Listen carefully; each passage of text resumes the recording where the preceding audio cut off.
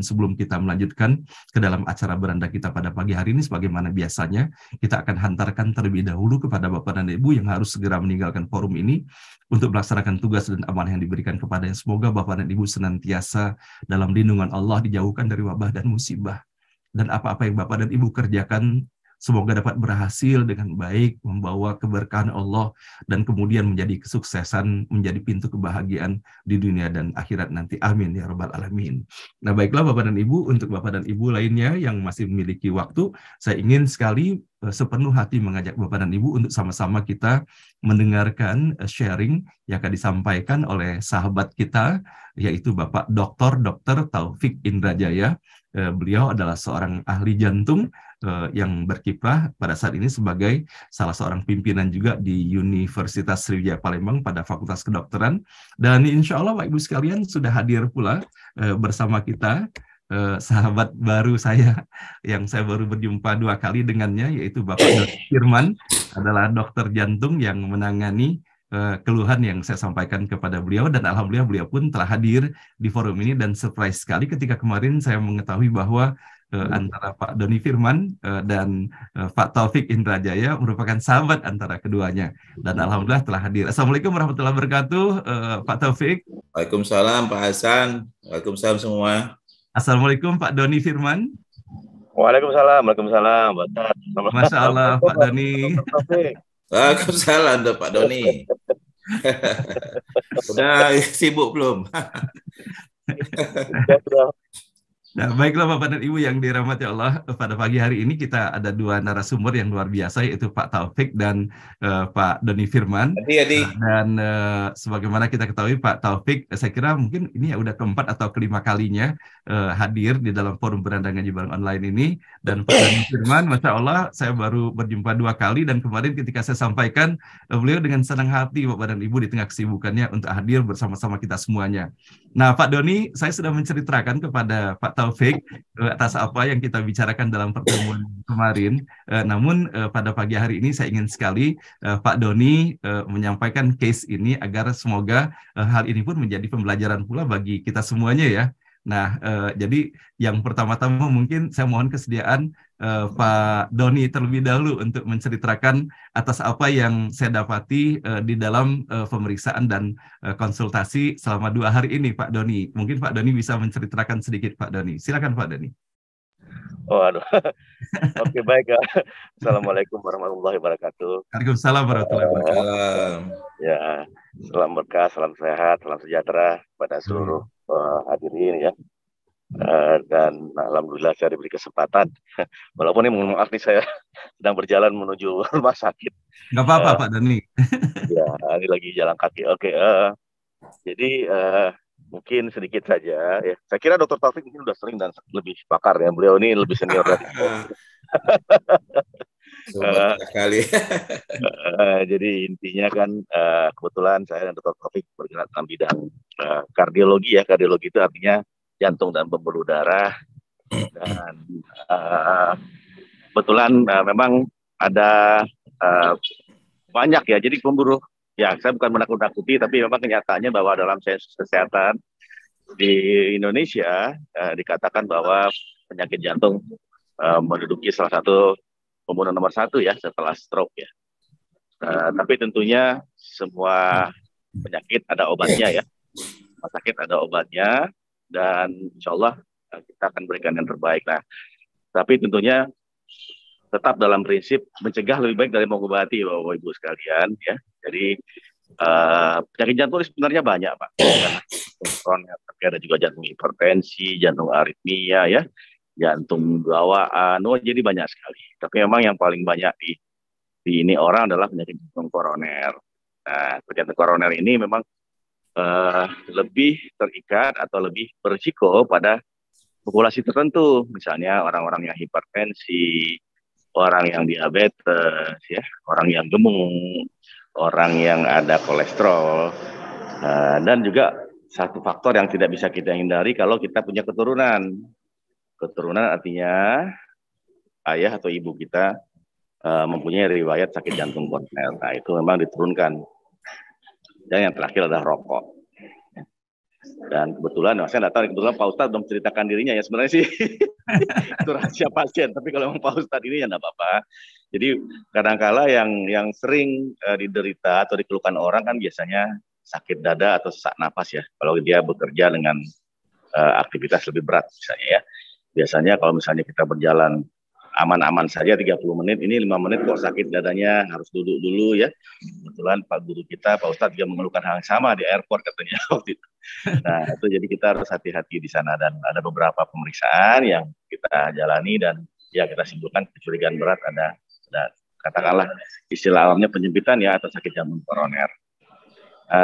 Tapi sekali lagi bahwa sakit ini bisa dicegah ya kalau kita dari awal sudah mengubah gaya hidup kita, dan kalaupun sudah terkena tidak usah khawatir Pak ya, insya Allah sekarang dengan teknologi yang baru ini juga sekarang sudah banyak hal-hal yang bisa kita perbuat untuk menolong dan mencegah jangan sampai terjadi perburukan ya.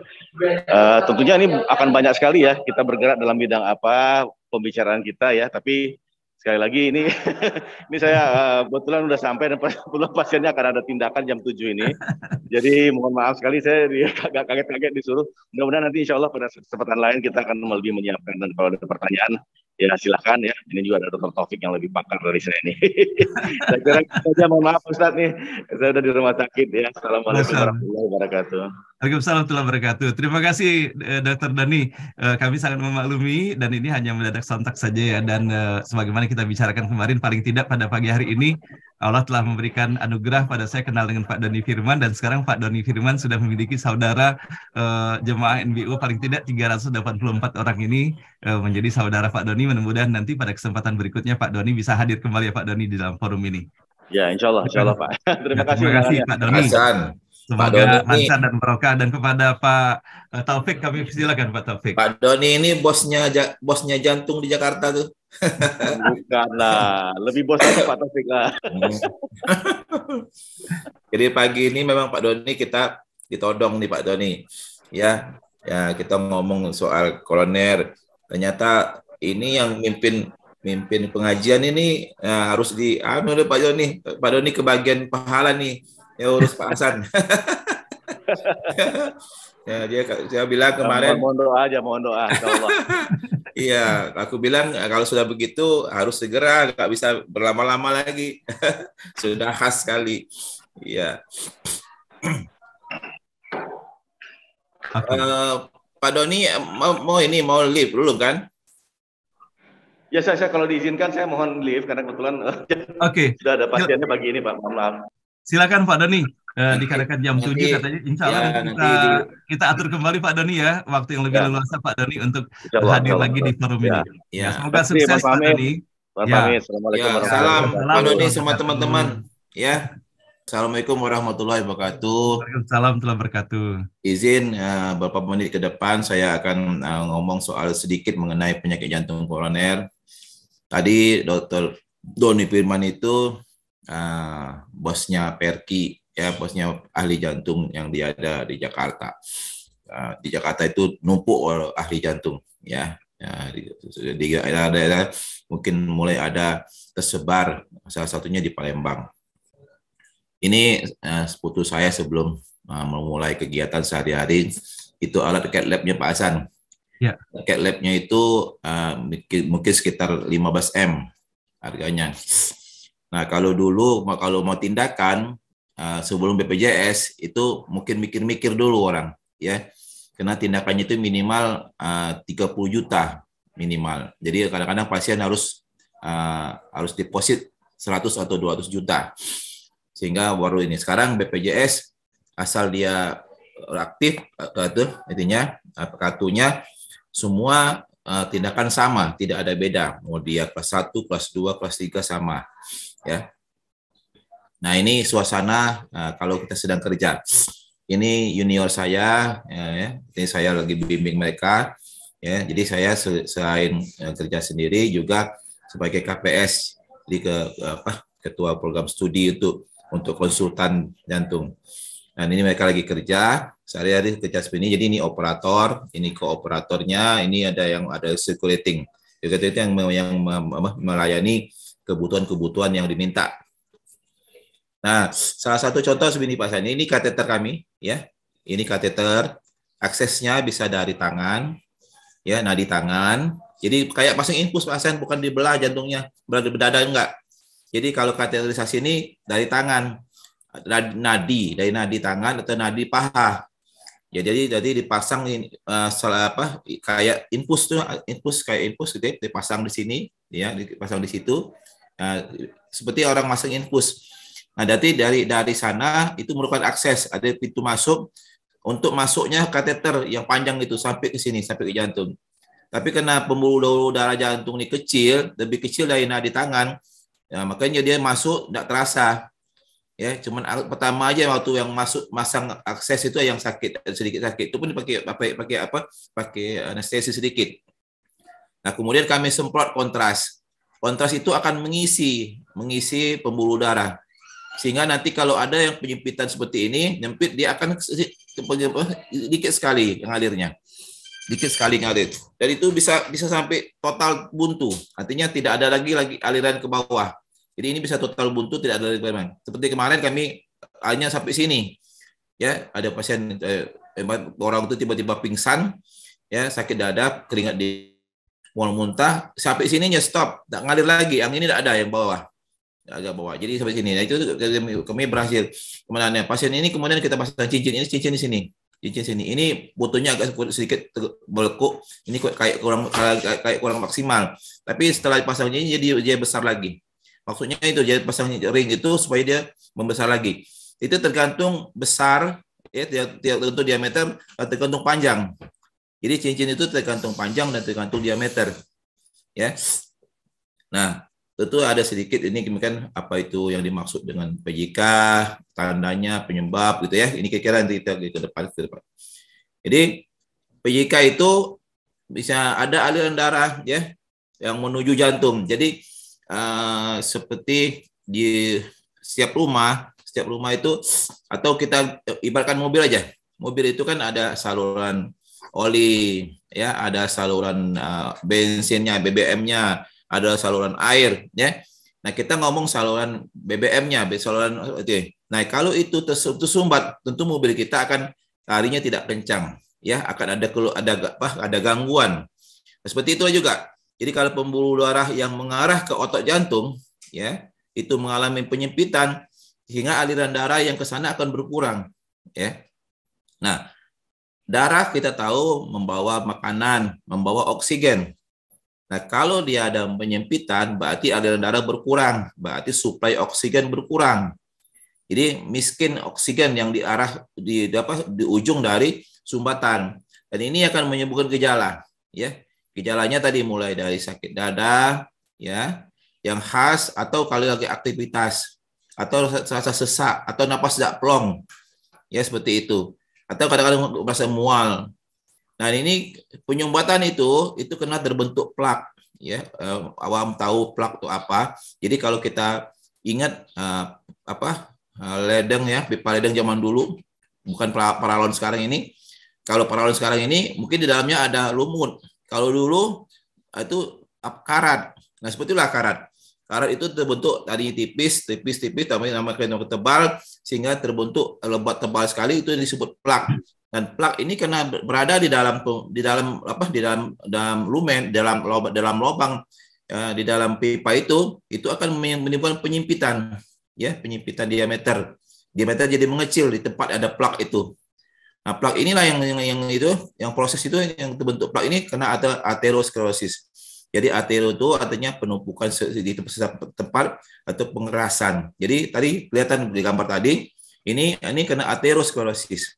Jadi ada penumpukan kolesterol dan itu menyempit sehingga lubang yang di sini nyempit dan aliran darah cuma kelihatan seperti rambut aja, ya.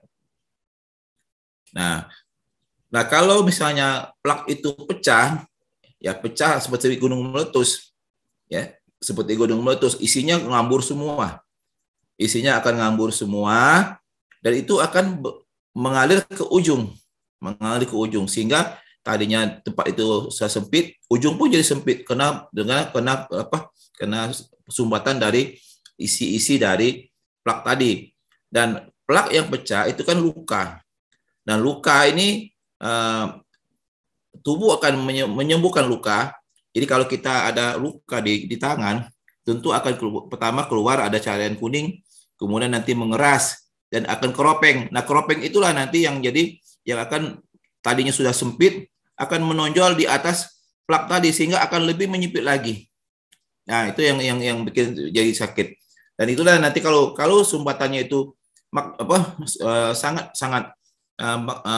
menyempit sekali, misalnya 90% atau bahkan total, itu yang nanti disebut serangan jantung. Orangnya tiba-tiba sakit dada, keringat dingin, ya, sesak, gitu ya. Nah, itu orangnya kadang tidak tahan lagi. Itu yang paling sakit sudah. Jadi skala sakit jantung itu yang paling tinggi. Nah, ini kalau misalnya ini yang terjadi, gradasinya mulai tadi dari setengah yang tidak bisa mulai sakit aktivitas atau aktivitas yang lebih besar akan mulai keluhan sakit. Dan ini kalau berjalannya waktu tidak segera diobati, nah otot yang tadi yang di ujung dari sumbatan kan dapat oksigen rendah, sehingga jantung itu akan bekerja setengah lemah juga, ya. Dan lemah ini akan lama-lama akan menyembuhkan gagal jantung. Jadi kalau ada miskin oksigen di ujung situ, gerakannya lemah sehingga pompanya kurang, dan itu akan menyebabkan gagal jantung, bahkan ada gangguan irama jantung, ya. Jadi kata kuncinya tadi Pak Hasan, bila tidak segera diobati, ya. Jadi makanya kita Pak Hasan sudah khas, ya, sudah aktivitas sakit, sudah ada CT scan, ya. Artinya makanya kita minta Dr. Firman dan kawan-kawan mungkin tidak ada waktu yang terlalu lama, ya. Ya Pak Hasan juga jangan mundur-mundur. Jangan sampai nanti plaknya pecah, serangan jantung Pak Hasan. Ya, akan serangan jantung, dan itu akan jam berapapun dikerjain, Pak. Mau jam 2 subuh, mau 3 subuh dikerjakan. Nah, biasanya serangan itu malam. Ya, malam atau subuh. Ya. Nah, tandanya pertama adalah nyeri dada, ya, nyeri dada. Ini bisa sekali seminggu atau makin sering. Tadinya sekali seminggu, mungkin 2 kali seminggu, ya. Nanti akan makin sering, tiap hari sakit. Nah, itu akan sakit seperti ditindih benda berat, gitu, ya. Dan ini pada ibu-ibu beda, ya. Kadang-kadang ibu-ibu beda, artinya sakitnya itu di bawah dada atau di perut bagian bawah, ya ibu-ibu nih memang agak sedikit beda. Dan itu kadang-kadang kita kalau ibu-ibu kita kecolongan. Ya, beda dengan laki-laki. Laki itu khas, kalau dia aktivitas dia timbul. Nah, ibu ini kan aktivitasnya tidak begitu berat. Kadang-kadang makanya agak beda, ya. Nah, biasanya nyeri dada ini disertai keringat dingin. Ya, ada keringat dingin, nyeri dada, keringat dingin muncul sendiri keringat dinginnya. Ya. Nah, keringat dingin, mual, ya, kemudian sesak napas. Ya, ini tadi kena pompa darah. Tadi kalau oksigennya rendah, darah itu kan selain memompa darah ke seluruh tubuh, jadi jantung kiri itu memompa darah ke seluruh tubuh, sedangkan jantung kanan memompa darah ke paru-paru. Nah, karena kena serangan jantung, pompa yang ke paru-paru itu berkurang. Jadi aliran darah ke paru juga jadi berkurang sehingga timbul sesak napas. Ditambah juga sakit dada itu akan bersamaan dengan nyeri dadanya. Nah, tentu kapan ya, kalau kita merasakan itu nyeri dada, kapan kita mau ke berobat. Ya, jadi kalau memang tadinya kita ini enggak apa-apa nih, masuk angin aja ya. Dan tiba-tiba jadi sangat intens, artinya makin tadinya cuma 1 detik 2 detik sehingga saja jadi 1 menit 2 menit, kemudian tadinya cuma sekali sehari, ini pagi siang sore. Nah, itu jangan lagi ya, atau kalaupun terjadi itu agak segera ke gawat darurat yang terdekat. Ya, biasanya itu di situ akan dilakukan ya pemeriksaan. Dan ini kadang-kadang yang tadi artinya masuk angin. Kita tahu dulu angin duduk katanya, angin duduk ya. Nah, ini istilah angin duduk dulu. Kena masuk angin itu duduk, Pak Hasan. Kena serangan itu orang itu duduk. Emang angin duduk ya. Kena angin duduk. Dan itu ternyata ada penyakit jantung koroner, serangan jantung. Ya. Nah, apa saja sih yang penyebab ya? Ternyata itu ya, sehari-hari gampang sekali kita ketemu. Tekanan darah tinggi, kolesterol tinggi, kemudian diabetes, obesitas, merokok, ya. Dan ini faktor-faktor tradisional, artinya dari zaman dulu sudah tahu orang, ya. Pak, darah tingginya berobat terus, tapi kadang foto bolong-bolong, ya. Kolesterolnya, ya tadi makanannya tidak bisa diatur, ya. Kemudian diabetes, memang susah Pak ini. Penyakit-penyakit menaun seperti ini memang butuh disiplin, ya, memang butuh disiplin. Nah, kalau tadi kalau arteri itu rusak, ya, artinya plak akan nempel. Jadi kita pada saat hipertensi itu tekanan sangat tinggi, itu akan menggores dinding dalam dari pembuluh darah. Dan itu akan merusak, dan kolesterol yang tinggi atau gula yang tinggi akan menempel. Dan itu dimulailah proses tadi aterosklerosis. Dimulai proses karat, ya, karat yang nempel. Nah, ini akan makin lama makin besar, makin banyak, dan itu akan menghambat aliran darah. Ya, ini akan menimbulkan gejala. Nah, tadi kalau memang pecah, nanti yang pecah itu akan yang daerah yang pecah, tubuh akan mencoba menutup, dikirim trombosit yang nempel di dan ini akan memblokir arteri selanjutnya. Dan ini akan makin parah. Itu yang disebut serangan jantung. Jadi kalau masih aktivitas sakit itu masih namanya belum serangan jantung Pak Hasan. Itu artinya penyakit jantung koroner masih stabil. Tapi kalau sudah keluhan, biasanya penyempitan sudah di atas 50%. Ya, itu harus segera didiagnosis. Nah, beberapa faktor yang risiko itu yang tadi kata Dr. Firman tadi, usia lanjut tidak bisa dibohongi. Ya, makin tua pembuluh darah itu makin keras, makin rapuh, ya. Kemudian ada jenis kelamin, ya, laki-laki lebih banyak, genetik tadi keluarganya, ya, orang tuanya, ya. Ada yang sakit stroke, ada yang sakit koroner, kemudian merokok, ya, merokok, kemudian ada punya riwayat darah tinggi atau stres, ya. Dan ini juga yang memperberat, jarang aktivitas, ya, jadi jarang bergerak, jarang olahraga, ya, kemudian berat badan yang berlebih, makanannya kurang sehat, ya, junk food semua kadang-kadang, ya, kemudian merokok, kolesterol tinggi, ya, tekanan darah tinggi, diabetes. Dua ini, tekanan darah tinggi dan diabetes ini suatu faktor yang sangat tinggi, selain juga merokok, ya. Nah, tentu komplikasi dari tadi penyempitan, tadi timbul nyeri dada, ya. Kalau plaknya rusak, pecah, akan timbul serangan jantung. Kemudian kalau dibiarin, ya, atau itu tidak berhasil diobatin, akan timbul gagal jantung. Gagal jantung nih orangnya kakinya bengkak, ya, malam-malam lagi tidur tiba-tiba terbangun, batuk, mau kencing, ya, kemudian tidak bisa terentang, tidur satu bantal, aktivitas ringan dia sesak, ya, capek. Nah ini, kadang-kadang gangguan irama jantung, karena otot jantung yang kurang oksigen itu akan menyebabkan juga timbul gangguan irama jantung. Nah, gangguan irama jantung ini kalau dibiarin juga itu akan bisa serangan jantung mendadak, bisa mati mendadak. Ini komplikasi lanjut dari gini. Jadi kalau Pak Hasan masih jauh sekali, artinya masih di atas. Ya, artinya gagal jantung itu kalau tidak diobatin, gangguan irama jantung kalau tidak diobatin. Ya. Jadi kalau nanti cepat itu ini mudah-mudahan tidak ada masalah. Beberapa prosedur yang sudah dilewati tadi Pak, ya. Tadi sudah, selain kita dokternya nanya riwayat penyakit dan macam-macamnya untuk menentukan ini serangan ini memang ke arah jantung atau tidak. Kemudian dokter akan melakukan rekaman jantung, ya, rekaman jantung. Kemudian USG jantung, disebut ekokardiografi. Kemudian kalau perlu, kalau tidak khas, kita disuruh treadmill. Nah, kalau Pak Hasan tidak perlu lagi treadmill karena sudah jalan aja sakit.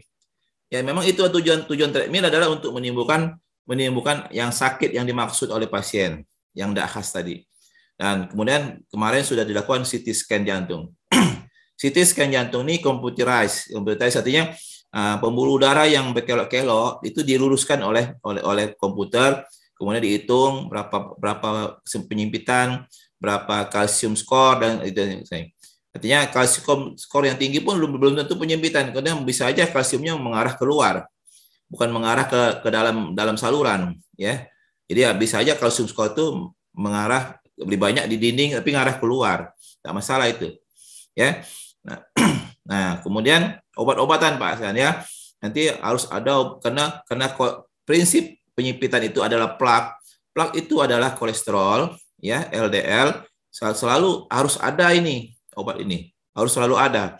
Kemudian tadi karena di sebelum penyempitan darah itu akan mengalami kalau ada jalan macet, tentu sebelum macet itu akan berkumpul, jadi akan merapat-rapat. Jadi pembuluh sel-sel darah merah itu akan kolesterol itu akan menempel salah satu, masing-masing akan menempel, dan itu diberikan aspirin supaya jangan nempel. Kalau dia nempel, dia akan membentuk bukuan, ya, bukuan. Sehingga juga ini makanya aspirin juga harus diminum seumur hidup, ya. Kemudian beta blocker ini untuk kalau ya untuk menyebabkan jantung itu agak sedikit rileks, ya, sedikit rileks. Nitroglycerin itu untuk melebarkan pembuluh darah jantung yang menyempit. Kemudian ini prosedurnya adalah tadi kita diagnostis dulu, ya, kateterisasi. Kita lihat kalau memang penyempitannya itu sudah di atas 70%, atau mungkin Dr. Firman akan memakai alat yang disebut FFR. FFR itu walaupun kelihatannya bermakna, tapi kalau alat itu dipakai, ternyata itu yang memutuskan dipasang atau tidak.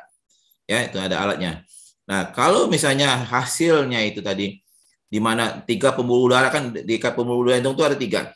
1 di kanan, 1 di kiri. Tapi kiri itu karena otot jantungnya besar banyak untuk membuat seluruh badan, dia cabang 2. Cabang ke depan, cabang ke belakang. Jadi ada 3. Jadi kanan, 1 kanan, 1 kiri depan, 1 kiri belakang. Nah, kalau 3-tiganya ada penyempitan berat, banyak sekali, tentu tidak bisa lagi kita pasang ring, ya. Tentu kita akan hasilnya itu akan mengarah ke bisa koloner atau bisa bedah koloner atau obat saja. Tapi saya yakin ini kalau Pak Hasan ini mungkin cuma di satu tempat, ya, dan itu bisa dengan cepat ditindak, ya. Nah, pencegahan tentu tadinya pertama sekali nih. Tapi rata-rata pasien kita ini naruhnya di bawah sekali. Jadi di mana-mana aturannya adalah berhenti merokok di atas sekali, tapi kenyataannya di bawah sekali, ya, kalau pas kontrol. Ditaruhnya di bawah sekali. Dia selalu ya, yang penting kan ada obat, Dok, ya. Ya, berarti kan ada obat yang penting katanya.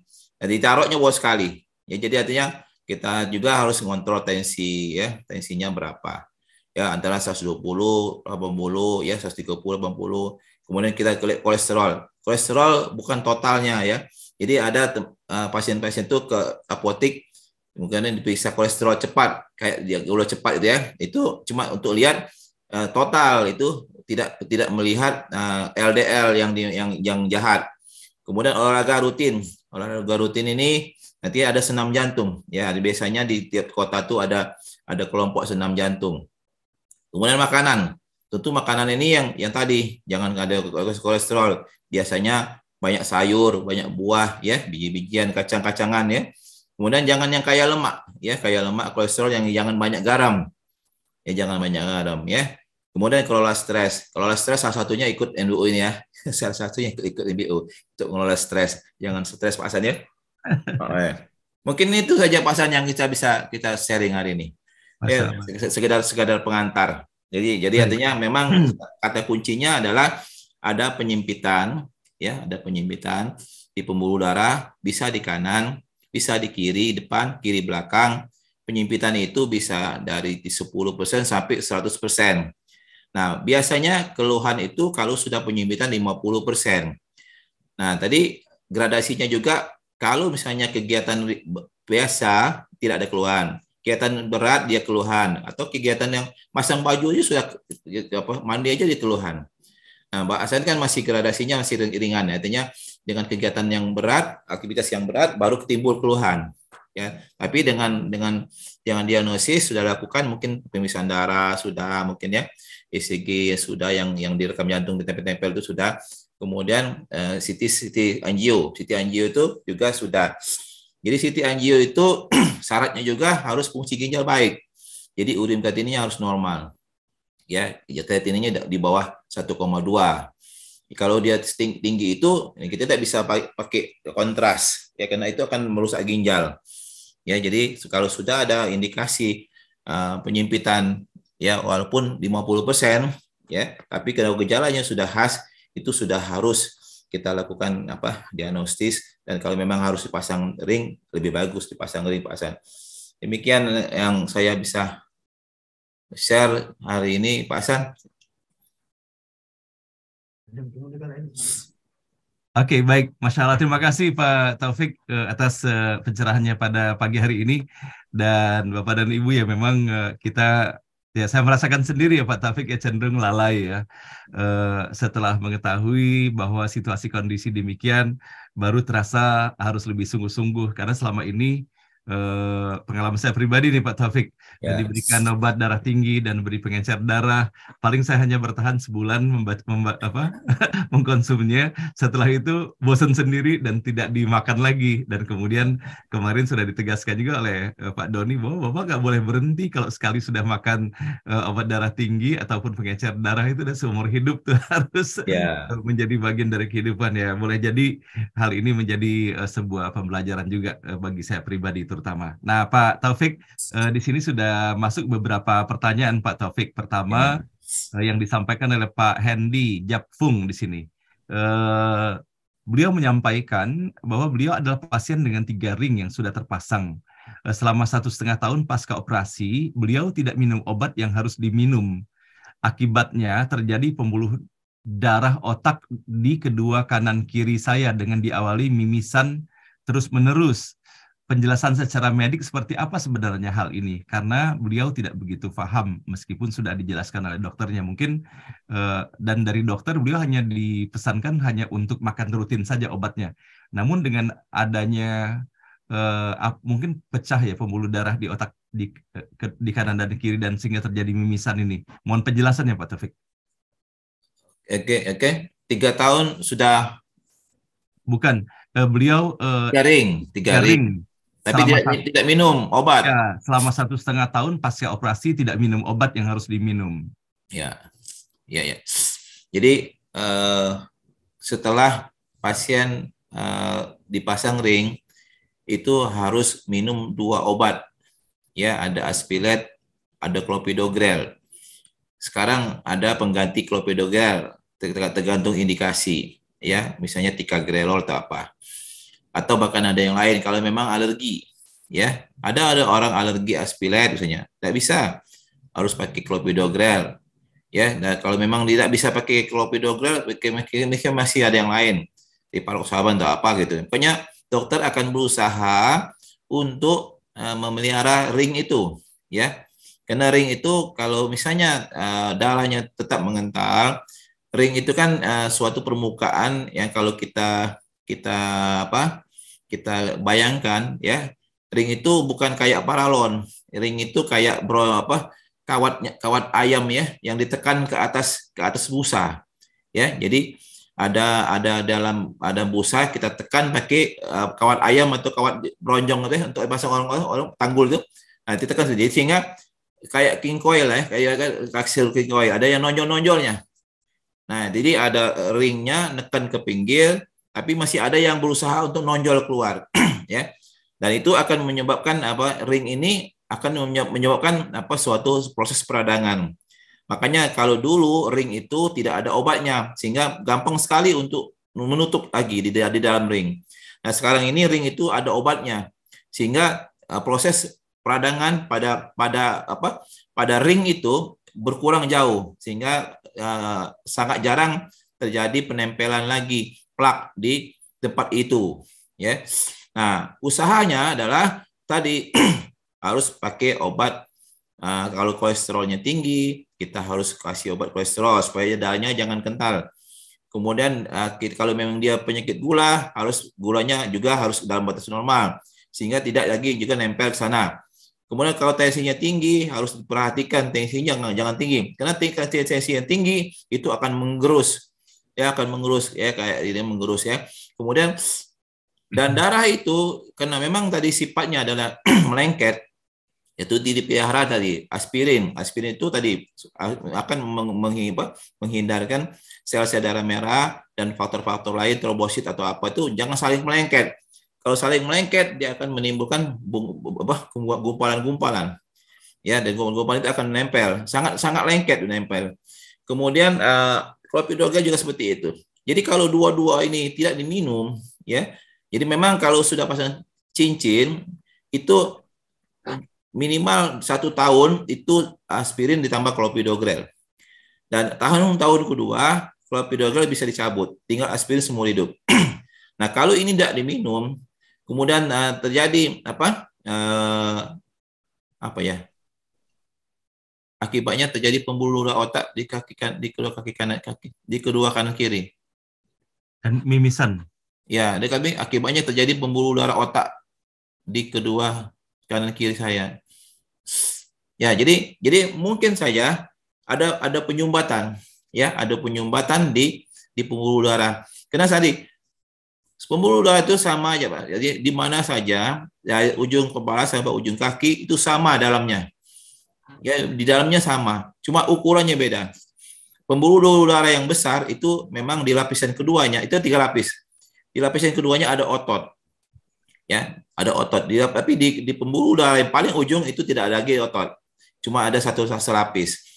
Nah, kalau misalnya tadi ada risiko kemungkinan ada sumbatan-sumbatan, itu bisa terjadi di otak, di jantung, di ginjal, di kaki, ya. Jadi bisa saja dengan tidak makan obat itu proses pengentalan itu terjadi lagi. Salah satunya ke otak. Itu gampang dilihat dengan echo, Pak Chan. Jadi kita bisa Doppler USG di sini di pembuluh darah lehernya itu bisa kelihatan. Kalau memang ada plak di situ, biasanya di otak juga ada. Dan itu risiko stroke.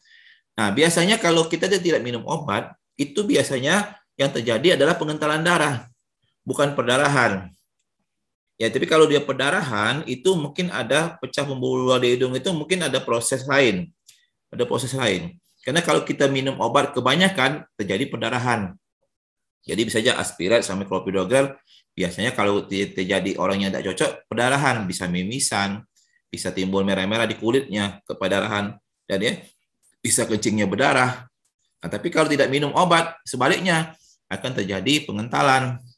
Nah, jadi kalau tidak minum obat, terjadi perdarahan, kita harus cari lagi ada apa. Ada apa. Kalau memang keluhannya di kepala, misalnya sakit kepala, itu harus scanning. Ya, jadi memang kalau memang ada perdarahan, itu biasanya ada stroke perdarahan, mungkin tensinya yang tidak terkontrol. Mungkin tensinya selama tinggi, tidak terkontrol tensinya. Itu Pak Santu. Oke, baik. Berikut ini Pak Taufik dari Ibu Ismaila Murti. Beliau menanyakan, apakah anemia berat bisa menimbulkan gejala seperti sakit jantung? Oh iya, jelas. Terima kasih Ibu. Ya, Ibu Ismaila ya. Iya, bagus. Jadi tadi sakit nyeri di daerah jantung itu tadi artinya tidak seimbang antara kebutuhan oksigen dari otot jantung dengan supply. Jadi kalau normal, misalnya dia butuh 10 liter oksigen, disuplai 10 liter. Tapi sekarang dia butuh 10 liter, cuma disuplai 4 liter, karena kandungan oksigennya itu cuma 4 liter. Nah, itu akan bikin sakit. Ya. Sama saja dengan tadi, dia butuh 10 liter, tapi terjepit di atasnya, ada penyempitan sehingga yang ngalir cuma 4 liter. Sama prosesnya. Yang satu dengan penyempitan sehingga alirannya darahnya jadi berkurang, dapat 4 liter. Yang satu memang kadar Hb-nya itu yang rendah, kan tadi sel darah merah itu membawa oksigen sehingga kandungan oksigennya sangat rendah. Makanya jadi nyeri. Nah, kalau kita rekam jantung hampir sama bentuknya. Bentuknya adalah penyempitan. Tapi setelah pasien disuruh transfusi, sakit dadanya hilang. Itu Pak San. Oke, baik. Terima kasih. Dan ini ada pertanyaan juga ini dari Ibu Dina. Beliau menanyakan kolesterol itu dikatakan tinggi itu pada angka berapa? Mungkin sekaligus saja bisa menjawabnya Pak Dokter dengan apa yang ditanyakan oleh Ibu Tin Cimahi. Apa yang dimaksudkan dengan pembekakan otot jantung? Bagaimana hubungannya perokok pasif dengan hal tersebut? Dan kemudian tadi saya ada membaca juga Dokter, ini dari Ibu Asmawati, mengapa orang yang darah tinggi selalu jantungnya membengkak walaupun tidak ada riwayat sakit jantungnya? Nah, mungkin Oh, bisa ya. sekaligus 3 hal ini, Pak. Iya, iya. Jadi tadi Kolesterol itu kolesterol ya. dikatakan tinggi itu pada angka Ya. berapa? Range-nya Jadi berapa? jadi kepada orang sehat itu artinya tidak ada darah tinggi, tidak ada diabetes, tidak merokok, ya. Pokoknya sehat. Kondisinya sehat semua. Diperiksa darah tidak ada diabetes, tidak ada kolesterol, ginjal bagus, bagus. Itu LDL masih boleh 130, ya. Kemudian kolesterol total 200, trigliserid 200. Itu pada orang sehat, ya. Jadi pada orang sehat kolesterol total masih boleh 200 maksimal, trigliserid 200, LDL-nya 130.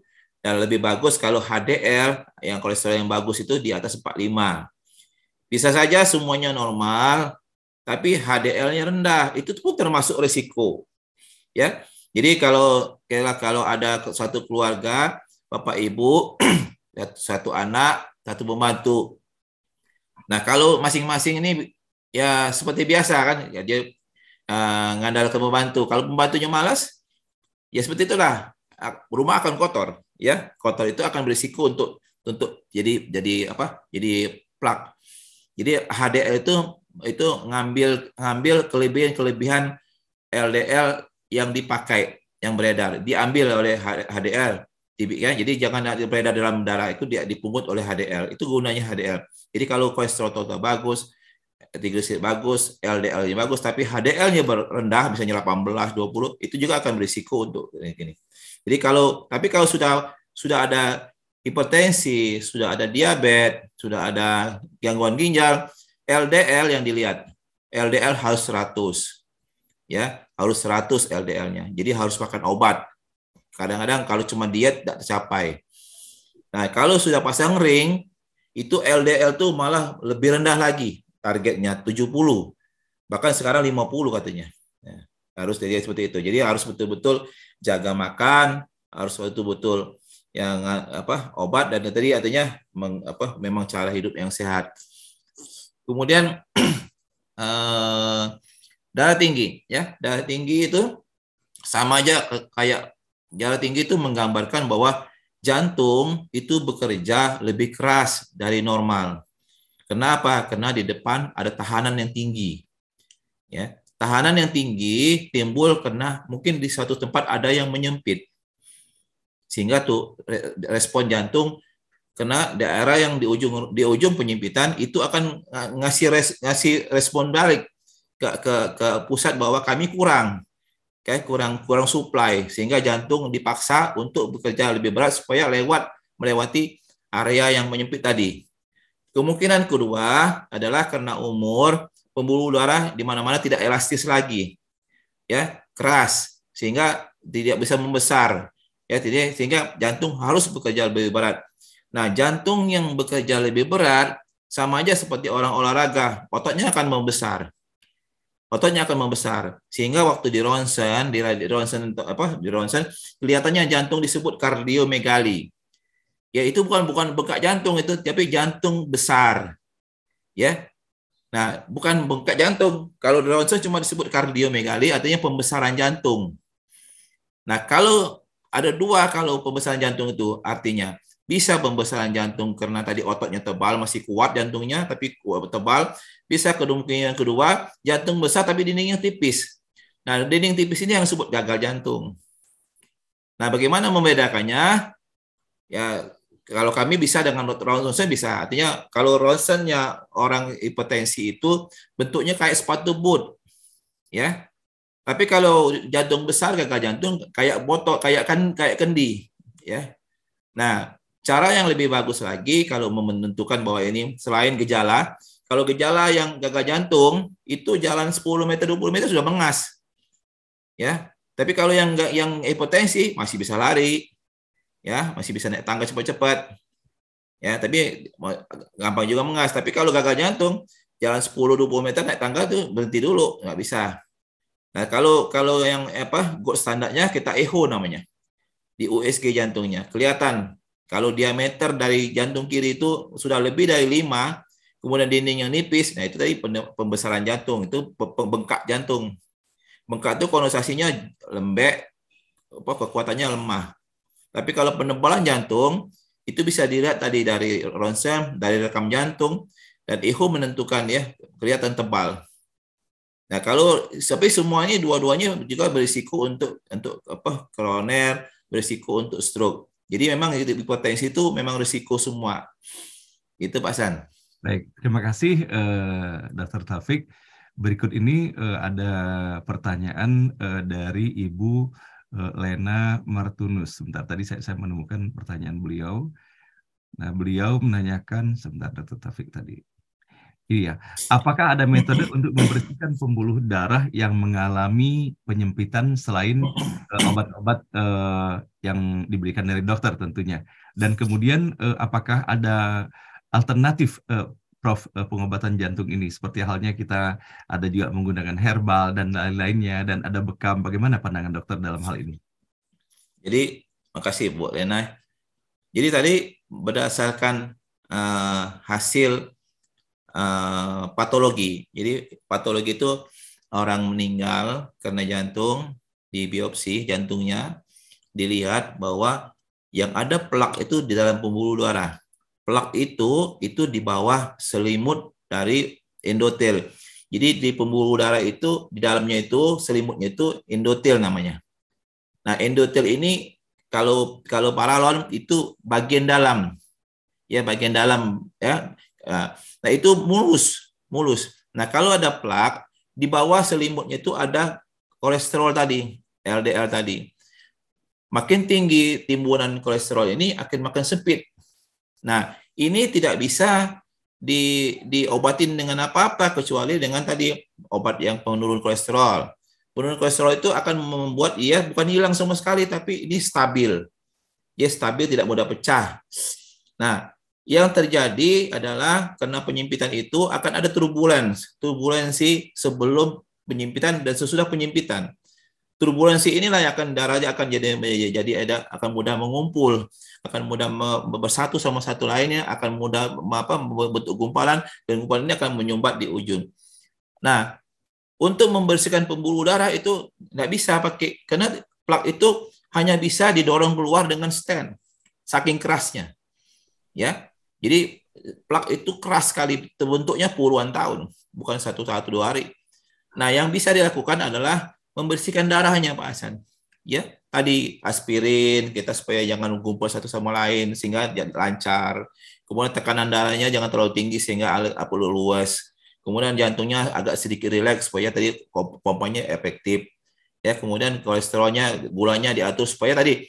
Nah, ada metode-metode yang sekarang kita kenal, misalnya untuk cuci darah katanya. Bukan pembuluh darahnya, tapi darahnya yang dibikin supaya lancar. Ya, darah itu lancar sehingga kolesterol tidak numpuk, ya seperti itu. Tapi plaknya sendiri tidak kemana-mana. Ya, plaknya itu situlah keras sekali. Plak itu hanya bisa minggir dengan tadi ditekan disingkirkan keluar pakai ring. Ring itu kita tekan pakai tekanan sampai 12 atm. Ya, itu sampai kuat sekali. Ya, dia hebat sekali tuh harus minggirnya. Tidak bisa pakai ini obat. Ya. Nah, itu metode lain tadi misalnya herbal tadi tentu tadi ditujukan ke kekentalan darah. Jadi kalau ada 3 prinsip dari kita penanganan kardiovaskular, 1 dindingnya itu tadi kalau kita pada plak kita cuma bisa pakai balon atau pakai ring. Kemudian aliran darahnya, kalau aliran darah tidak teratur, aritmia, kita kasih obat supaya ya teratur. Kita bisa pakai misalnya digoxin, pakai apa gitu ya. Nah, kemudian faktor ketiga kekentalan. Nah, mungkin inilah kekentalan Pak Hasan yang tadi ada metode-metode lain, pakai herbal atau apa. Ya, ada metodenya misalnya dokter yang terawan atau apa ya. Itu semua itu. Iya, itu semua itu. Ya, ini. Baik. Ya. Baik, dokter. Berikut ini pertanyaan dari Profesor Saswina di Sasmoyo. Beliau menanyakan, dapatkah sedikit diterangkan tentang right bundle branch block? Right bundle branch block. Oke. Jadi kalau right bundle branch block itu ke aritmia ya arahnya. Jadi right bundle branch block ini bisa terjadi memang sejak lahir, bisa didapat ya.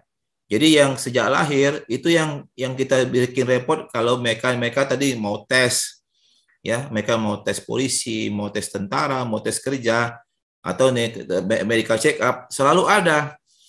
Jadi waktu rekam jantung itu, merekam kontraksi jantung, jantung itu memompa hanya butuh 40 milisekund Pak Hasan. Saking cepatnya, melebihi kecepatan kita berkedip. Jadi jantung berkedip itu melebihi kedipan kita. Ya, cuma 0,04 detik. Nah, itu puncaknya satu. Jadi waktu direkam puncaknya tajam, atasnya tajam. Nah, kalau di rekaman kan di dada itu ada 6 titik, ditempel 6 titik. Nah, kalau di V1-nya itu ada puncaknya ada 2, nah itu yang disebut RBBB. Ya. Puncaknya. Lihat puncaknya ada 2, itu namanya RBBB. Ada bundle branch karena tidak sama, tidak serentak. Biasanya mesti serentak, jadi serentak. Jadi kalau tidak serentak, jadi terekam 2 puncaknya. Tinggal lagi lihat di bawahnya, kakinya. Nah, kalau yang normal itu cuma 0,04 second, artinya cuma 40 milisecond, cepat sekali. Nah, pada bundle branch itu melebar. Hanya boleh sampai 3 kotak kecil. Ya. Kalau 3 kotak kecil kurang, itu disebut bundle branch block incomplete. Nah, kalau medical check up selalu saya bilang itu EKG variasi normal. Ya, tapi kalau pada pasien-pasien ada serangan jantung, nah itu patologik, ya, patologik. Artinya akibat dari kerusakan. Jadi di mana-mana 3 pembuluh darah arteri, vena, saraf itu jalannya berendeng, Pak, pasien 3. Ya, jadi kalau misalnya ada serangan jantung, di daerah itu akan ada kerusakan arteri tadi, vena dengan saraf. Nah, makanya akan terjadi ada kalau dia ke kanan, dia akan memblok aliran saraf kanan, sehingga nanti dia kiri dulu, baru nanti nyusul kanan, berputar dulu yang kanannya, baru muncul belakangan. Nah, jadi kalau pada block itu ya, pada orang muda itu tidak ada gejala sama sekali. Tidak ada perlu selama ini keserangan jantung atau tidak pernah cerita jantung, tidak pernah hipertensi, itu biasanya masih ada variasi normal. Tapi kalau memang kita lihat rekaman jantung sebelah lainnya sudah ada kelainan, itu biasanya kelainan. Dan itu memerlukan penanganan yang lebih sesuai gitu. Demikian Pak Hasan. Baik, terima kasih Pak Dokter. Berikut ini dari Ibu Saiwarni Kadirjo pada jam 7.32. Beliau tanggal 7 Oktober operasi bypass. Sumbatannya ada 7, sebelumnya tidak ada. Tanda-tanda rasa sakit di dada, yang dirasa perut kembung sama punggung. Beberapa hari terakhir kaku, bengkak. Bagi orang yang sudah pernah dioperasi bypass, apakah ada kemungkinan dia akan menjalani operasi lagi? Itu pertanyaannya, Dokter. 732. Operasi bypass. Ya, 7 Oktober yang lalu. Iya, 7 Oktober. Itu bypass atau ring ya? Kalau bypass kan kita tidak lihat sumbatannya. Jadi kalau bypass itu ditempelkan pembuluh darah, biasanya ambil dari kaki, nanti ditempelkan di tempat yang sehat, biasanya aorta di atasnya, kemudian ditempelkan lagi, dicangkokkan melewati area yang sumbatan. Ya. Nah, kalau sumbatannya ada 7, mungkin tadi kena saking banyaknya sumbatan tidak bisa dipasang cincin, atau tidak bijaksana kalau dipasang cincin, karena dengan banyak sekali itu akan ada risiko cepat untuk tutup kembali. Ya. Nah, itu biasanya kita pasang bypass. Nah, bypass itu tadi saking mahalnya Pak ya. Jadi orang ngambil pembuluh darah dari kaki tempel sana biayanya hampir 500 juta ya. Kita terbayang ya, pembuluh darah kita dari kepala ujung kaki berapa meter ya. Alangkah mahalnya ya kalau ganti semua bahasanya. Itu memang kita bersyukur sekali ya. Ya kalau kita sehat ini. Nah, kemudian setelah dipasang itu namanya bypass graft. Jadi ada graft, jadi dari tempat sehat biasanya di aorta atau di mana ditempelkan melewati area dan itu diberikan ke ujung dari setelah penyempitan. Nah, jadi daerah yang penyempitan tetap dapat awal dari pangkal sampai ke penyempitan, di ujung disuplai dari area lain, dari graf tadi. Nah, tidak ada keluhan, tapi kemudian ada rasa kembung ya, kemudian punggung kaki bengkak ya.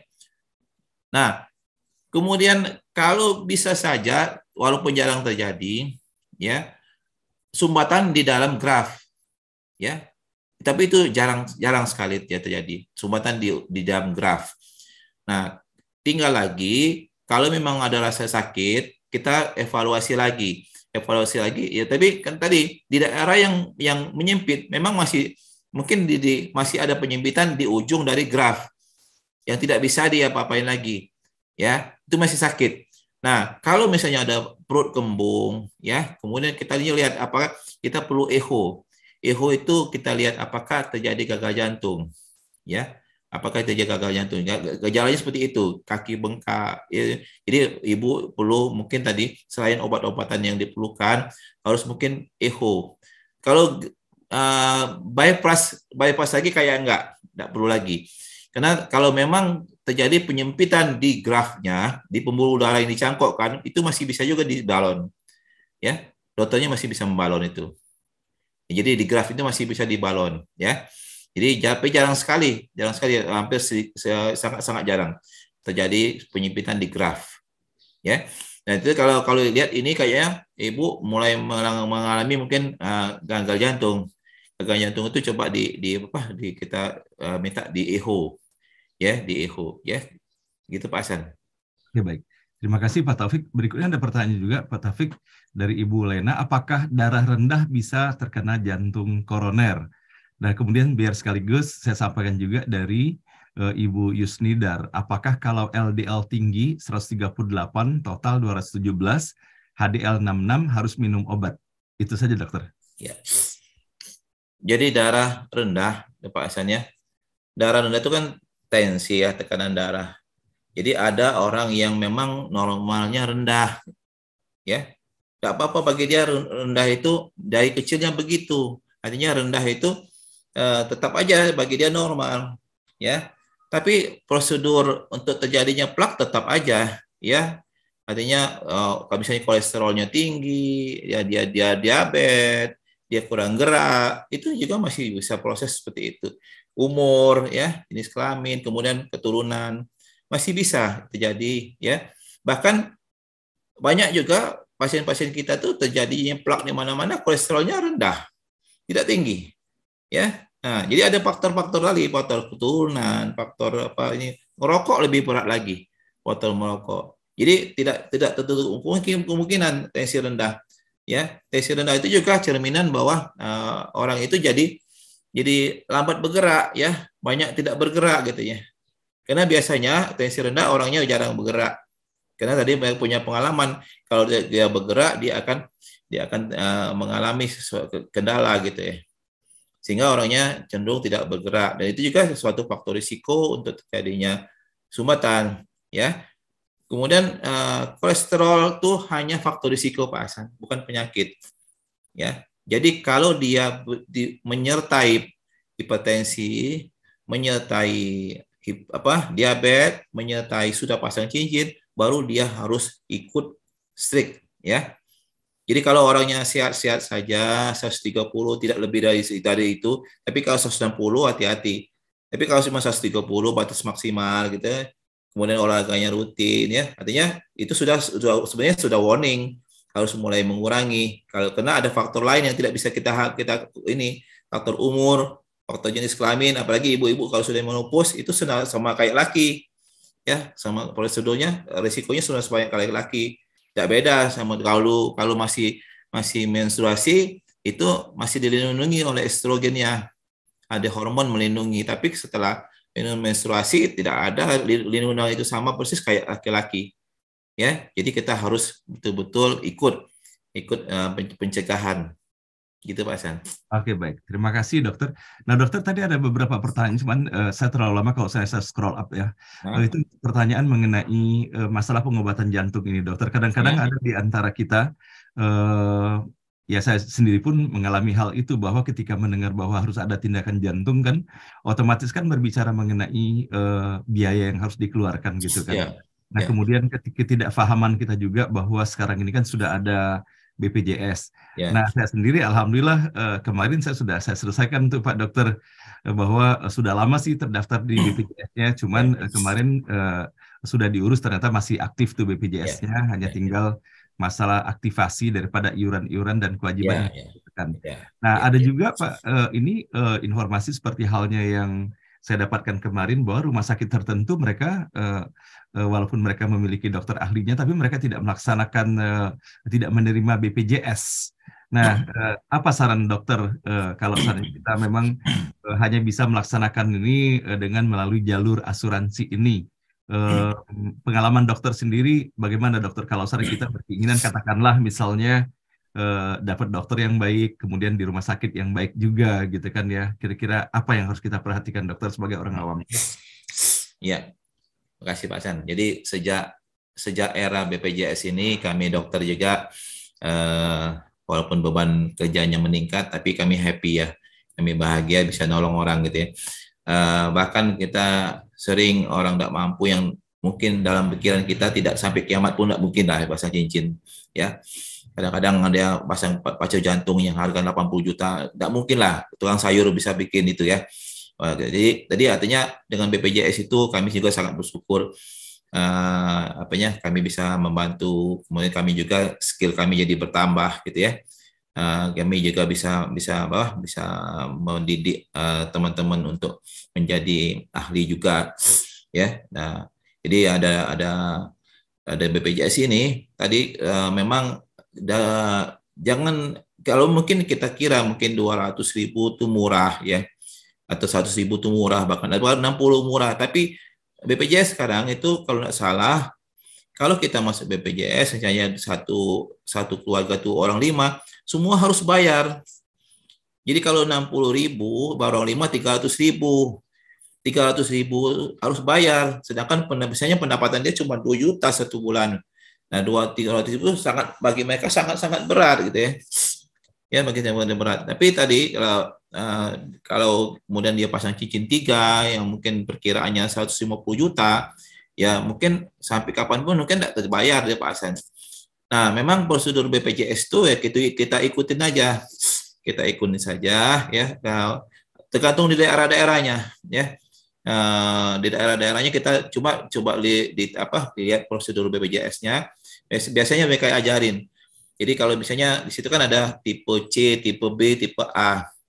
Nah, tentu kita harus kenali rumah sakit yang melayani. Dan itu biasanya kita bisa diskusi sama dokternya.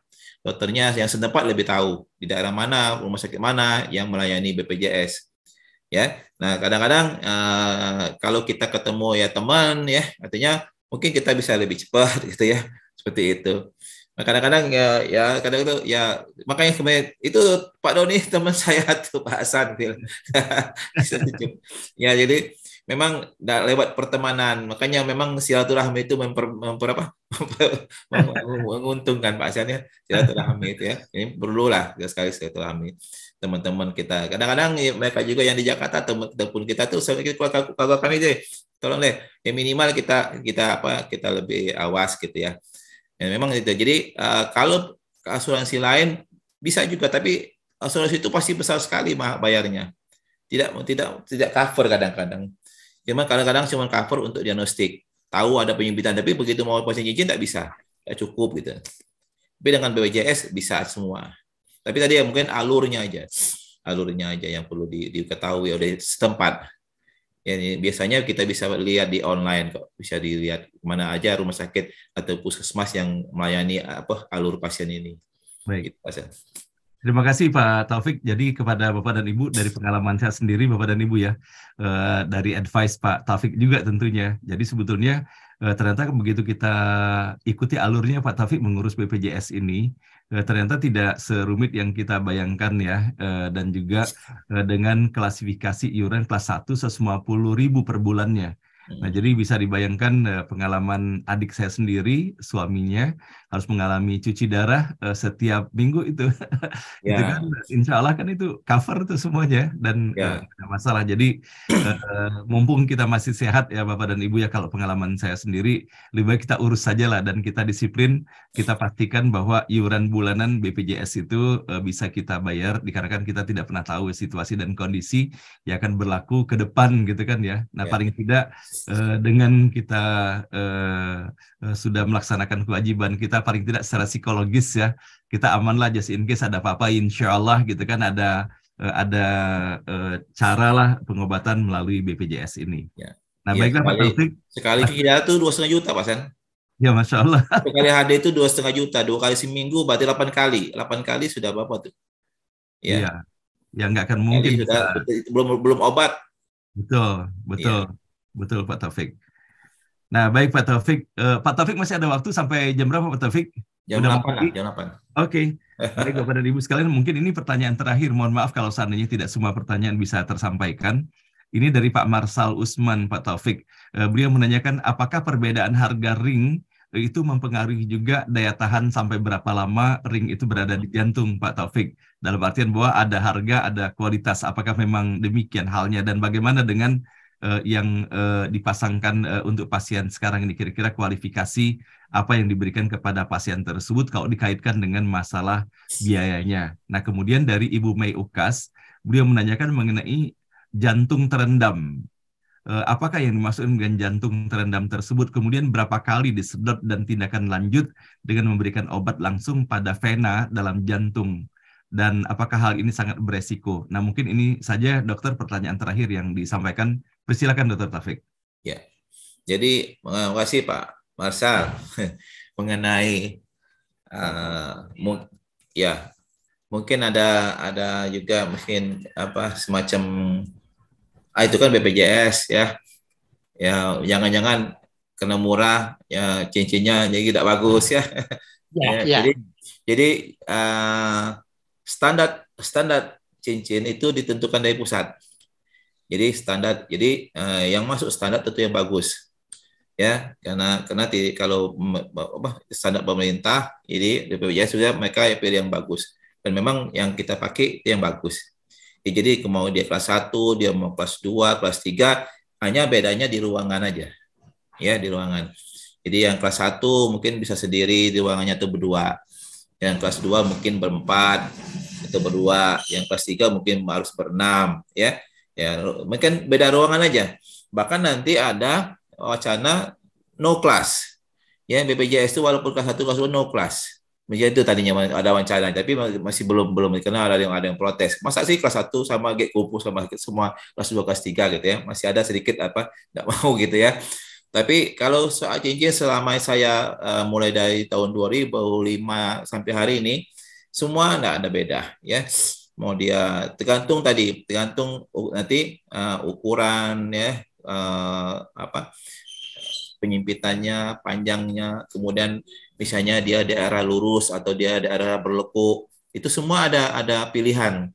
Kalau di daerah yang berlekuk dia harus bisa mengikuti kontur gitu ya. Nah, jadi waktu jantungnya bergerak dia ikut ya, jangan patah. Kalau dipakai itu bisa patah, ketekuk ya. Nah, di daerah yang lurus kita pakai agak gitu. Itu bedanya. Nah, memang ada yang belum masuk BPJS itu misalnya yang diserap, istilahnya diserap, ya bisa hilang, jadi terserap ya, terserap. Jadi ya, tapi kerugiannya kalau ada terjadi misalnya penyumbatan lagi di beberapa tahun kemudian kita bingung di mana letak stent yang tadi gitu ya, karena stentnya sudah hilang ya, iya dia bioabsorbable, jadi dia diserap, ya hilang dia di dalam itu. Itu kerepotannya. Tapi itu semuanya sama aja. Tidak ada beda, sama aja. Nah, jadi Pak Marsal nggak usah curiga lah, sama aja.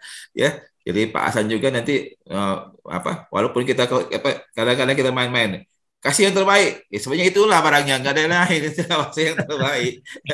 Kasih yang terbaik. Kita senangin pasiennya. Kalau jangan sampai curiga, nanti dikasih jelek, mentang-mentang kelas 3. Enggak lah ya, sama aja.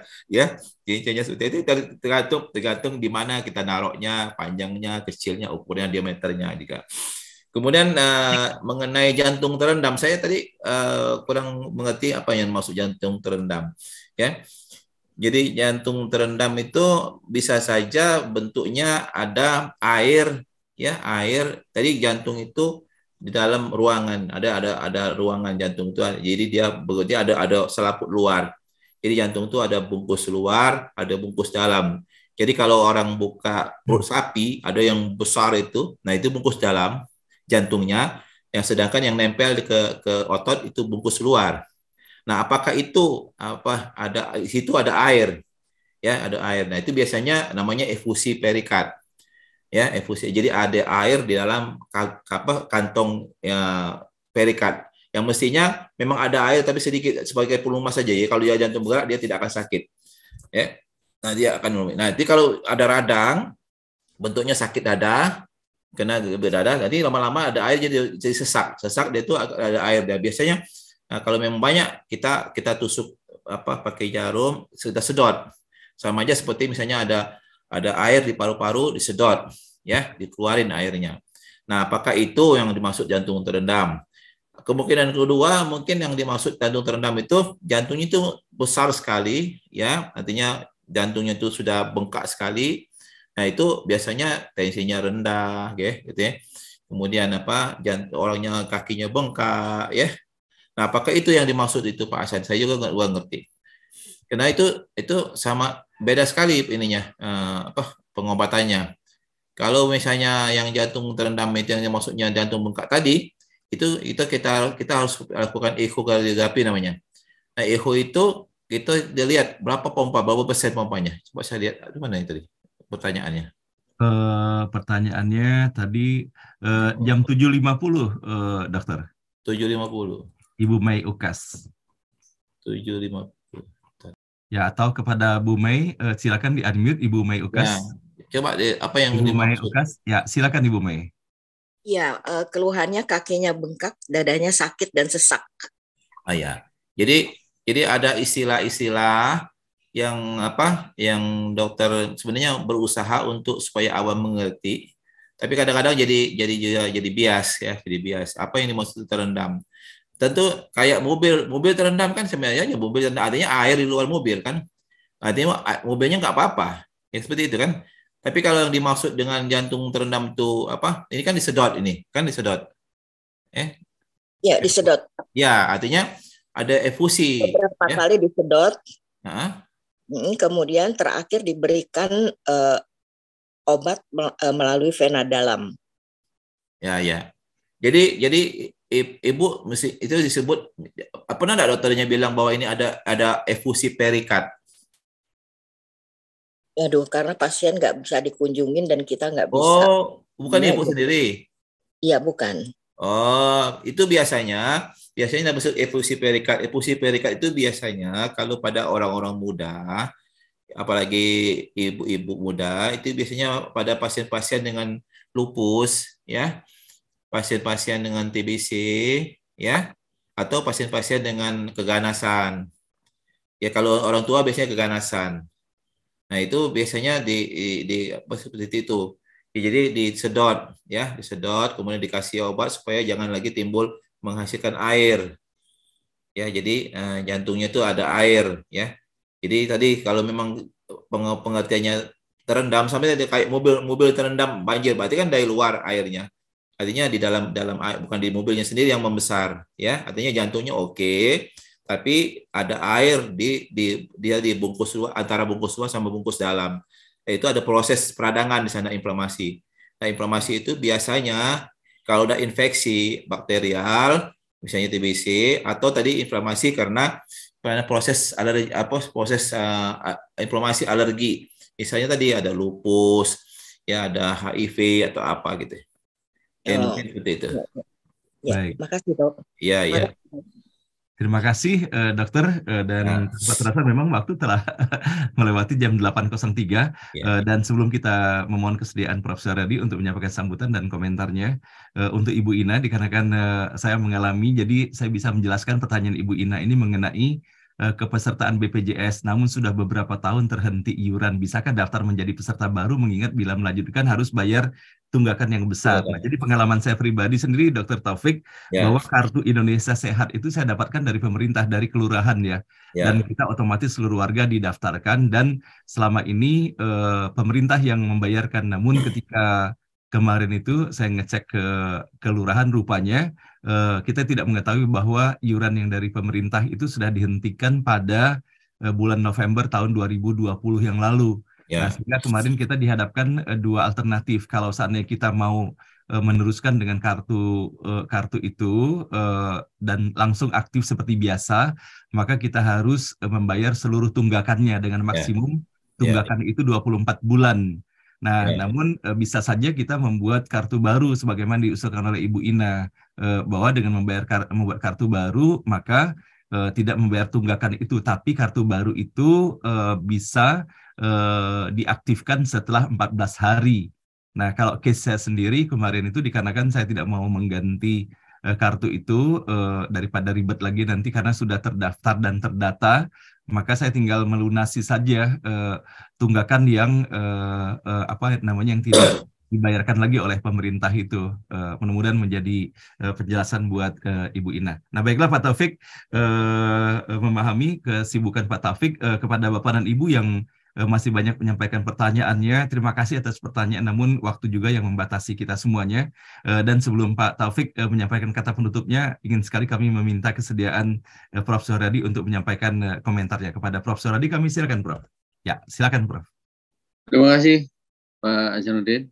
Ya, silakan, Prof. Taufik yang saya hormati, dan juga Pak Doni yang sudah duluan ada pasien tadi. Bapak-Ibu sekalian, yang masih 273 orang yang bertahan sampai saat ini. Assalamualaikum warahmatullahi wabarakatuh. Waalaikumsalam warahmatullahi wabarakatuh. Ini menarik sekali bahasan, karena setiap pembicaraan dari kemarin, dokter mata saya ada masalah. Sekarang bicara dokter jantung saya ada masalah. Jadi saya mengikuti semua dengan sangat asik betul gitu ya. Jadi gini, pertama kali saya ingin mengucapkan terima kasih Pak Hasan, karena Pak Hasan ini kan selalu konsultasi ke saya, memberitahu awal karena penyumbatan jantung juga ke saya, mengurus BPJS karena kantornya sama juga ke saya. Dan memang di kantor Pak Hasan diurus itu mental terus, karena rupanya udah ada daftarnya di BPJS. Jadi kalau udah ada daftar di sana, didaftarkan lagi nggak bisa. Nanti segera kita urus lagi. Jadi memang kadang-kadang agak menyepelekan Pak Taufik ya. Saya pribadi udah dipasang ring 3. Pak Hasan kaget, loh, Prof. Suharyadi udah pernah pasang ring? Saya pikir belum pernah. Saya udah 3 kali, jadi pengalaman saya lebih hebat dari Pak Hasan gitu. Jadi pasang ring satu ringnya itu 5 tahun yang lalu. Pasang 2 ring lagi itu setahun yang lalu. Dan ya nyaman-nyaman saja, cuman memang pasang ring pertama pakai asuransi masih dibayar kantor. Pasang ring yang 2 bayar sendiri. Ya memang lumayan banyak, 250 juta. Ya, karena pada waktu itu memang tidak berpikir BPJS ternyata bisa mengcover itu ya.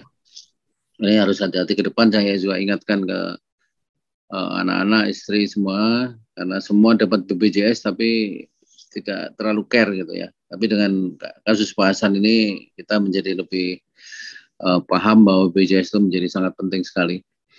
Dan saya terima kasih Pak Hasanuddin, karena saya sebagai bukan seorang ustadz yang selalu mensiarkan agama dengan sangat bagus. Kalau mengalami sakit kayak gitu, saya sarannya cuma Pak Hasan berhenti tausiah dulu, fokus ke penyakitnya.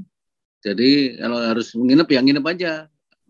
Peserta diberitahu bahwa saya sedang sakit dalam proses ini. Ini saran-saran bagi seseorang yang bukan ustadz. Tapi kalau seorang ustadz itu walaupun dirinya sakit, kalau bisa sakitnya itu memberikan pencerahan kepada yang lain yang belum sakit. Sehingga malah mengundang dokter-dokter topnya, dokter Doni, dokter Taufik ya, sehingga luar biasa sekali. Tadi dari pertanyaan-pertanyaan dan ini semuanya merasakan manfaat dari penjelasan Dr. Doni dan Dr. Taufik yang memang diundang yang paling top-topnya itu ahli-ahli jantung yang paling top. Luar biasa ya. Kemarin juga dokter mata, itu dokter mata, 2 dokter mata yang paling top juga ya. Jadi memberi manfaat kepada kita. Yang sakit mata kemarin kita jadi tahu.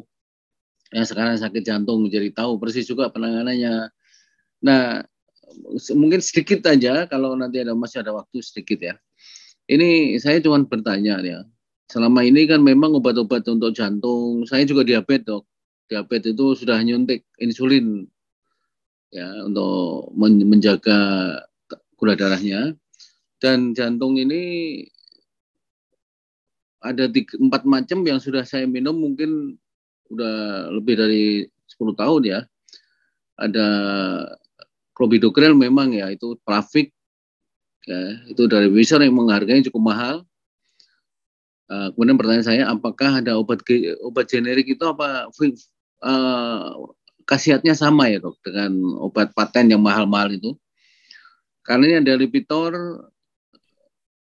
20 mg kemarin oleh dokter karena kaki saya bengkak, tapi ternyata bukan dari jantungnya. Itu Lipitor 20 dikurangi aja jadi 10. Saya sekarang berubah jadi 10. Kemudian ada Concor, ada Bioprexum. Nah, tadi dokter menekankan adanya aspirin ya. Ini apakah di 4 obat yang saya minum itu Concor, clopidogrel, kemudian Lipitor, Bioprexum itu memang sudah ada kandungan aspirin atau harus ditambah aspirin lagi? Itu pertanyaan saya yang berikutnya ya. Jadi terima kasih banyak Dr. Taufik, luar biasa. Udah beberapa kali mengisi kegiatan di Ngaji Bareng Online ini dan selalu memberi manfaat yang besar kepada seluruh peserta. Dan alhamdulillah memang penyakit jantung ini banyak dialami peserta maupun saudara-saudaranya ya, sehingga tentu sangat menarik apalagi dengan penjelasan yang sangat gamblang begitu ya. Jadi kita semuanya mendapat manfaat, dokter. Saya kira itu Pak Hasan, karena Dr. Taufik ada kegiatan lain, saya kira sudah lihat-lihat jam dari tadi. Iya. Terima kasih Bapak sekalian. Assalamualaikum warahmatullahi wabarakatuh. Waalaikumsalam warahmatullahi wabarakatuh. Terima kasih Prof. Suryadi atas penyampaian ulasan yang renyah dan diikuti dengan pertanyaannya kepada Pak Taufik. Apabila ada yang mau disampaikan, baik menjawab pertanyaan Prof. Suryadi dan sekaligus pengantar kata penutupnya, silakan Pak Taufik. Ya, makasih Pak Prof. Jadi Prof begini Prof. Jadi kalau sudah pasang cincin, semua punya target. Jadi target gula itu harus dipenuhi, ya. Artinya kalau puasa tidak boleh lebih dari 126, ya. Kemudian kalau bisa, kalau sewaktu tidak boleh lebih dari 160. Dan fungsi insulin itu baik sekali, dia akan memperbaiki fungsi endotel. Ya, jadi endotel kita yang tadinya rusak, berisiko ditempeli plak, atau plaknya berisiko untuk pecah, insulin akan melindungi, ya, akan melindungi. Makanya ada orang yang tidak mau insulin, padahal dia sudah indikasi insulin tidak mau. Nah, itu akan berisiko lebih cepat untuk terjadinya penyempitan di dalam ring, ya. Nah, kemudian kita boleh lihat, misalnya dokternya bisa memilih, ya, ini bapak ini tadinya sudah pasang cincin kan mesti 2 obat, aspirin sama clopidogrel. Dokternya boleh milih, orang ini kayaknya berisiko untuk kental darah, lah aku pilih clopidogrel aja untuk bapak ini, aspirinnya di stop, kan seperti itu. Tapi kalau misalnya orang ini akan berisiko sekali untuk kental darah, tetap dua-duanya dilanjutkan, atau dia aspirin clopidogrel misalnya guideline-nya cuma setahun, kadang-kadang dilanjutkan 2 tahun untuk evaluasi, dilihat, oh ternyata bapak ini lebih bagus pakai clopidogrel. Clopidogrel dilanjutkan. Artinya clopidogrel sudah sama dengan aspirin. Jadi pilih satu ya. Nah, kemudian yang lain tentu harus ini, misalnya sudah ada Bioprexum itu untuk darah tingginya, juga untuk ada efek untuk memperbaiki endotel atau memperbaiki di daerah cincin, ya, peradangan situ. Ada Crestor, ya, ada apa itu Lipitor, ya, ada Lipitor. Ya, kemudian itu. Nah, itu semua sudah lengkap. Nah, tinggal lagi sekarang ada obat BPJS. ya. Nah, ada obat BPJS. Tentu kalau dibilang sama betul tuh, bahkan tidak jangan bohong lah ya. Artinya ada satu generik, satu obat paten yang harganya mungkin 10 kali lipat, ya gimana aku mau bisa bilang sama gitu ya. Ya sama mobil, misalnya mobilnya satu mobil sedan Livina, satunya Mercy, sedan juga. Tapi kan Mercy ya beda lah Pak ya. Tapi kan artinya secara fungsional artinya baik. Karena BPJS memakai clopidogrel untuk seluruh Indonesia, buktinya baik. Ya, artinya ada masalah. Tapi tentu kalau memang mampu yang lebih bagus, apa salahnya gitu kan? Silakan aja lebih bagus lagi ya. Artinya. Tapi kan harganya tuh ya, hampir berapa? 30 ribu satu Pak ya? 35. 35. Nah, clopidogrel cuma sekeping cuma berapa? 10 ribu. 10 hari. Jadi artinya ya, kalau secara BPJS seluruh Indonesia pakai itu dan baik, hasilnya cukup baik ya. Artinya untuk angka kejadian untuk tertutup ulang cincin itu juga tidak tinggi. Ya, ada usaha-usaha yang penelitian head to head antara clopidogrel yang generik sama yang itu dilakukan juga, artinya katanya tidak begitu beda. Tapi artinya tadi kembali ke apa ya tadi ya, artinya ada paten atau apa. Ya, seperti itu. Jadi kalau memang bisa mampu kita beli yang bagus, apa salahnya? Kan untuk kita sendiri, gitu ya. Jadi itu pasannya Pak Prof. Prof masih sehat aja Pak Prof. Masih kita golop kan? Saya kemarin ke Palembang tapi nggak sempat kontak sama Pak Taufik. Masih bisa golop Prof tuh. Tapi Prof agak saya tadi ada Prof bilang kaki bengkak. Iya. Kaki bengkak itu gini, kadang-kadang itu kalau kurang olahraga, kaki bengkak. Begitu olahraga, kakinya kempes lagi. Nah, itu namanya kemungkinan gangguan pembuluh darah vena, ya. Ada gangguan namanya DVT, ya. Ada kayak varises tapi di dalam. Kalau di luar varises biru-biru, ini di dalam. Jadi ada gangguan pembuluh darah di ini. Mungkin Prof harus ketemu siapa di sana. Ya, untuk kecurigaan DVT. Jadi DVT, ya, deep vein thrombosis. Ya, ada gangguan pembuluh darah vena. Ya, gangguan darah vena. Itu biasanya kalau tidur agak tinggikan aja. Ya, atau kalau memang sering bengkak pakai stocking. Pakai stocking, ya. Tapi bagusnya ini ya. Tapi kalau untuk penyumbatan kan sudah di cover oleh juga clopidogrel juga pelapiknya juga melindungi untuk terjadi penyumbatan. Tapi satu lagi Dok, itu apa namanya, kalau nyuntik insulin itu kalau ternyata makan kita itu tidak imbang dengan insulin yang kita suntikkan, itu sering kram kakinya. Iya. Itu biasa ya. Makanya ada dua macam. Ada yang nyuntiknya sesudah makan, atau sebelum makan, atau sesudah betul. makan. Yang mana silakan aja. Jangan sampai sudah nyuntik nanti nih. Ya. Tidak apa-apa Pak Hasan. Itu Prof ya. Ya. Ini coba dievaluasi itu vena itu. Nanti tambah bengkak nanti kakinya bengkak. Iya. Baik. Ya. Terima kasih banyak. Ya, dan kepada semua lah ya, artinya setelah kita tahu persis apa itu darah tinggi, apa itu diabetes, apa itu semua penyakit penuaan, ya. Jadi kita semua dalam proses penuaan. Jadi tidak ada kata sembuh, ya. Jadi jangan kecil hati kalau dibilang, Bu, ini tidak bisa sembuh. Memang begitulah di proses penuaan. Ya, kita tidak bisa menghambat proses penuaan. Ya, jadi kita ikutin aja. Ya, jadi kita semua kalau obat terus. Anggaplah kalau ke poli itu, anggaplah arisan tiap bulan. bilang pasien itu, kalau kamu tiap bulan anggapnya arisan. Kalau dulu memang ada kan arisan. Biar happy gitu. Ya, gitu aja. Baik. Jadi keep healthy lah. Baik, Masya Allah. Terima kasih Dr. Taufik ya atas pencerahan yang disampaikan pada hari ini.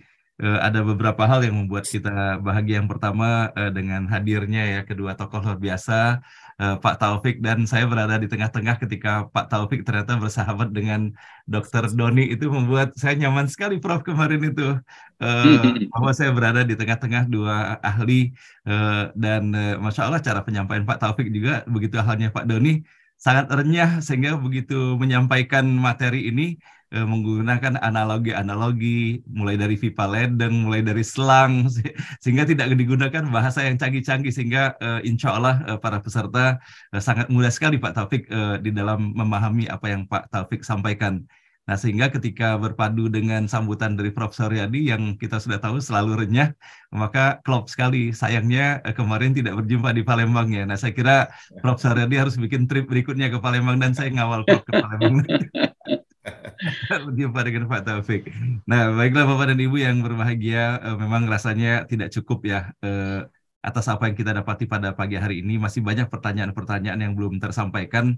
Namun seperti halnya fenomena bermain golf itu, kadang-kadang bermainnya nggak bagus, malah memotivasi untuk kita main lagi. Nah, mudah-mudahan dengan banyaknya pertanyaan pada hari ini menjadi awal untuk kita memohon ya Pak Taufik.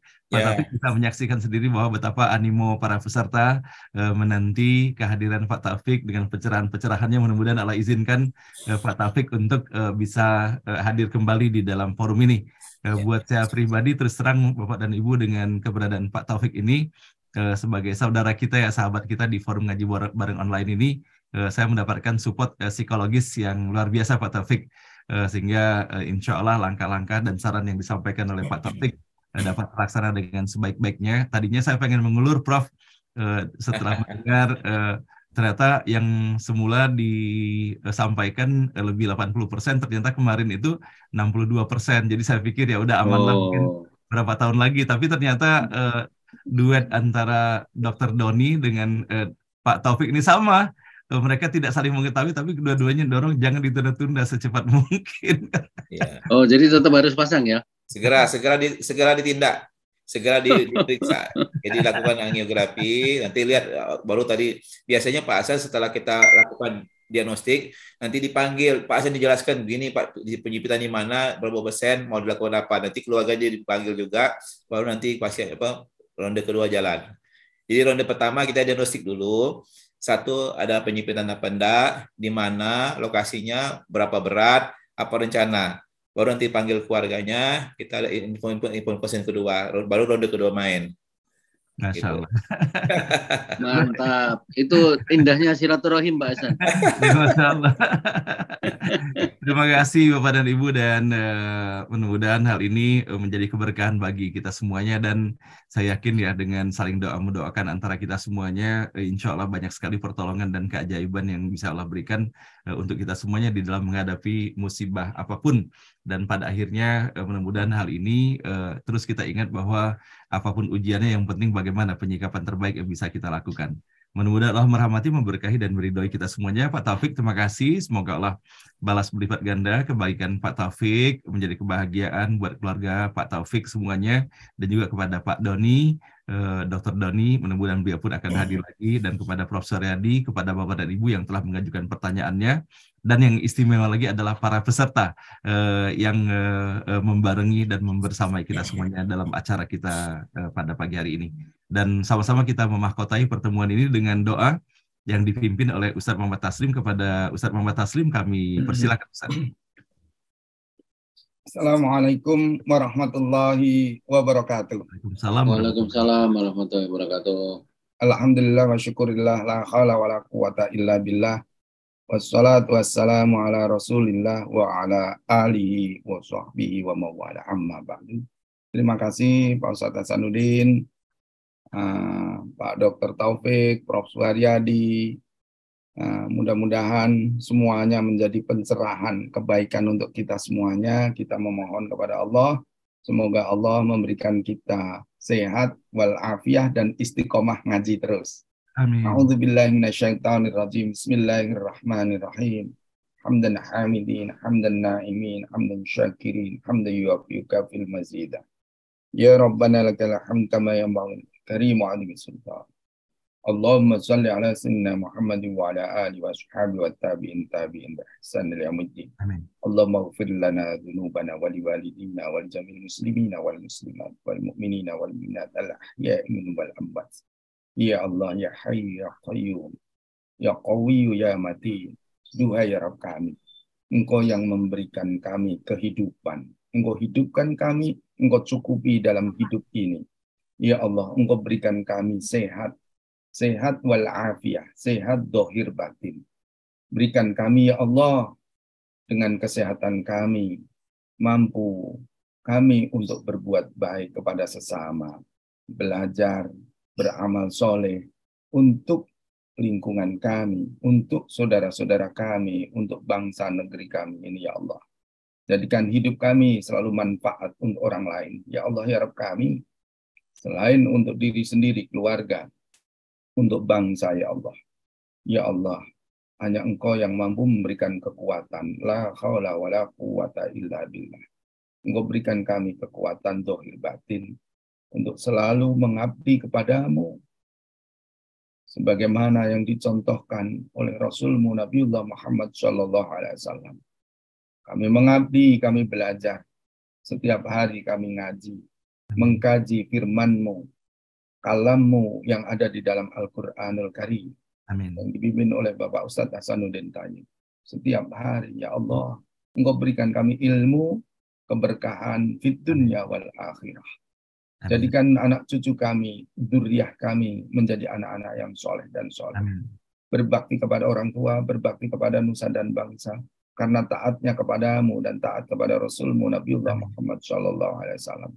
Jadikan bangsa negeri ini menjadi umat wahidah, umat yang satu padu, penuh kasih sayang, karena Rahman Rahimu ya Rabb. Peduli kepada sesama untuk amal ma'ruf nahi mungkar. Rabbana la tuzigh qulubana ba'da idh hadaitana wa hab lana min ladunka rahmah innaka antal wahhab. Rabbana hab lana min azwajina wa dhurriyyatina qurrata a'yun waj'alna lil muttaqina imama. Amin. Rabbana dhalamna anfusana wa illam taghfir lana wa tarhamna lanakunanna minal khasirin. Amin. Rabbana atina fid dunya hasanah wa fil akhirati hasanah wa qina adzabannar. Amin. Wa sallallahu alaihi wasallam Muhammadin wa ala alihi wa sahbihi wasallam. Alhamdulillahi rabbil alamin. Amin ya rabbal Terima alamin. kasih Pak Ustadz Hasanuddin dan semuanya jamaah NBO, mohon maaf lahir batin. Assalamualaikum warahmatullahi wabarakatuh. Waalaikumsalam Terima kasih warahmatullahi Anda semuanya.